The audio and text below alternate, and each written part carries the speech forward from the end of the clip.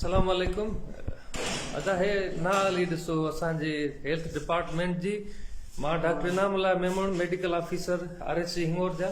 Evening shift में मुंहिंजी duty आहे। मां पंहिंजे स्टाफ सां गॾु मुंहिंजो स्टाफ हिते बीठो आहे। स्टाफ सां गॾु बीठो आहे। अधु पॉइजनिंग जो केस आयो आहे RSC हिंगोर जा में। हिन वक़्तु न नॉर्मल सेलाइन मौजूद आहे, न NG ट्यूब मौजूद आहे जंहिंजे वसीले असां हुनजो स्टमक वॉश कयूं। ऐं उनखे अलावा नई ज़ाइलोकेन जेल मौजूद आहे। नई का इमरजेंसी दवा आहे जेका असां हिन अधे खे जेको आहे सो जेको ज़हर पीआयो आहे उनखे असां ॾियूं। हाणे मूंखे ॿुधायो त इन सिचुएशन में हिकु ऑन ड्यूटी डॉक्टर छा कंदो? असांखे IHS जे तरफ़ां छा थो मिले? कुझु बि कोन थो मिले। हे अधु ज़हर पीआयो आहे, हाणे हिनखे मां छा ट्रीटमेंट ॾियां? मूंखे ॿुधायो। हिन जा मालिक त मूंसां विढ़ंदा न। त बराए महिरबानी कुझु शर्म हया धारियो, कुझु इंसानियत रखो पाण में। मरीज़नि जी जानू न वठो खुदारा।